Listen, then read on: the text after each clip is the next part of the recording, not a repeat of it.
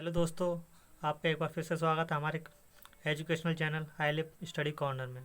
आज मैं आपको डाइंस के बारे में बताऊंगा, जो कि बी फार्मा सेकेंड सेमेस्टर और इंटरमीडिएट में काफ़ी पूछा जाता है और ये बहुत ही इम्पोर्टेंट है, जो अक्सर एग्ज़ाम में पूछा जाता है।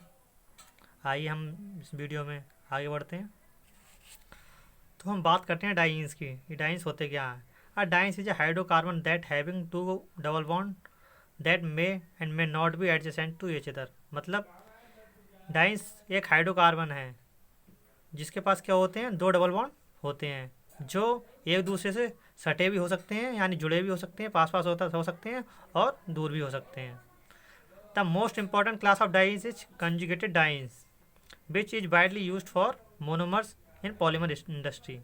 इसकी जो बहुत ही ज़्यादा इंपॉर्टेंट क्लास है, डाइंस की सबसे ज़्यादा इंपॉर्टेंट क्लास है, वो है conjugated dienes which is widely used as monomers in polymer industry, जो कि बहुत ही बड़े पैमाने पर मोनोमर्स के रूप में यूज़ होती है कहाँ, पॉलीमर इंडस्ट्री में। इसके बाद बढ़ते हैं हम आगे इसके क्लासिफिकेशन पे। आइए हम देखते हैं इसका क्लासिफिकेशन कि डाइंस का क्लासिफिकेशन होता क्या है और कितने पार्ट में इसे बांटा गया है। Dienes are classified depending upon the location of double bond, so there are 3 types of dienes. Dienes को क्लासीफाई किया गया उसके डबल बॉन्ड के लोकेशन पे, कि डबल बॉन्ड उसमें कहाँ पर सिचुएटेड हो, उसके आधार पर इसको 3 पार्ट में बांटा गया है। पहला कॉन्जुगेटेड डाइंस, दूसरा अनकंजुगेटेड डाइंस और इसे आइसोलेटेड डाइंस भी कहते हैं, और तीसरा कम्युलेटेड डाइंस। ठीक है, तो हम इसकी पहली क्लास के बारे में जान लेते हैं कि कॉन्जुगेटेड डाइंस होता क्या है।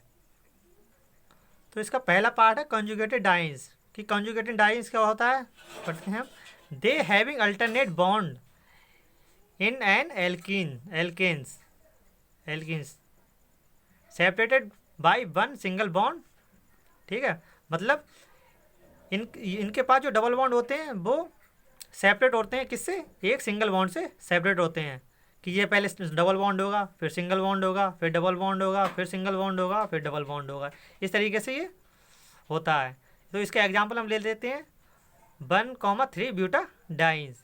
इसमें देखिए CH2 डबल बॉन्ड CH, फिर सिंगल बॉन्ड, फिर CH, फिर डबल बॉन्ड, फिर CH2। देखिए इसमें अल्टरनेट करके डबल बॉन्ड लगे हुए हैं, पहले डबल बॉन्ड है, फिर सिंगल बॉन्ड है, फिर डबल बॉन्ड है। तो ये देखो 4 कार्बन की चेन है, तो इसमें हम ये क्या हो गया, ब्यूटेन। 2 इसमें क्या लगे हैं, डबल बॉन्ड, यानी डबल बॉन्ड में क्या लगाते हैं हम, इन लगाते हैं। ठीक है, तो ये क्या हो जाएगा, देखो फर्स्ट पोजीशन पे डबल बॉन्ड लगाया और थर्ड पोजीशन में डबल बॉन्ड लगाया, तो ये क्या हो जाएगा 1,3 ब्यूटाडाइन। ठीक है, तो हम आगे बढ़ते हैं और इसकी सेकंड क्लास के बारे में जान लेते हैं कि सेकंड क्लास अनकंजुगेटेड डाइंस होते क्या हैं। हम बात करते हैं अनकंजुगेटेड डाइंस के बारे में। In this compound, the double bond are separated by 2 or more single bond. They are usually less stable than conjugated dyes. मतलब इन conjugated dyes में होता क्या है, जो डबल बॉन्ड होता है वो सेपरेट होता है 2 या 2 से अधिक सिंगल बॉन्ड से।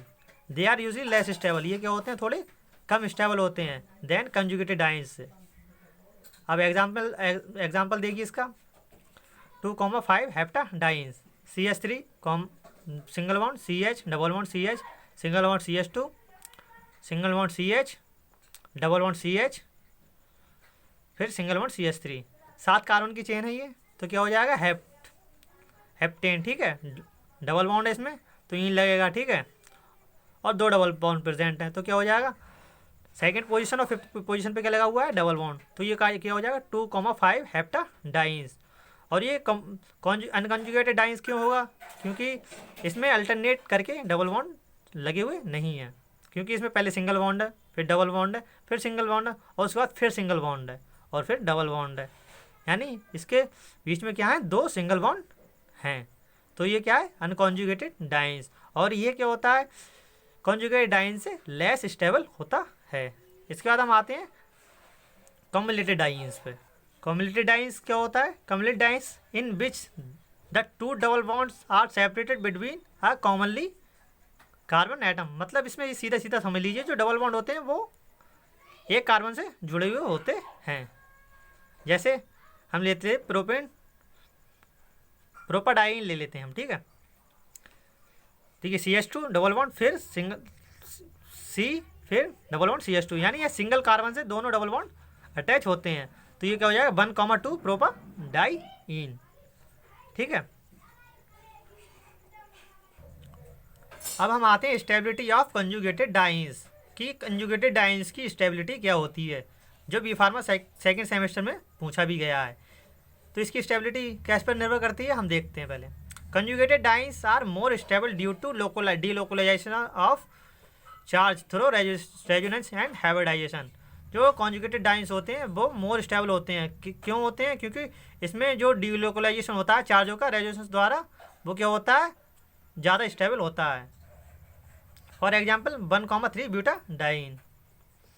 फिर हम आते हैं the resonance shows a good understanding of how the charge delocalized across the 4 carbon in this conjugated dienes. This delocalization of charge stabilize the conjugated dienes। मतलब क्या, जो कंजुगेटेड डाइन्स का रेजोनेंस शो किया गया है वो क्या है, हमें बहुत अच्छे से समझाता है कि जो इसकी चार्ज कैसे डीलोकलाइज होते हैं, ठीक है।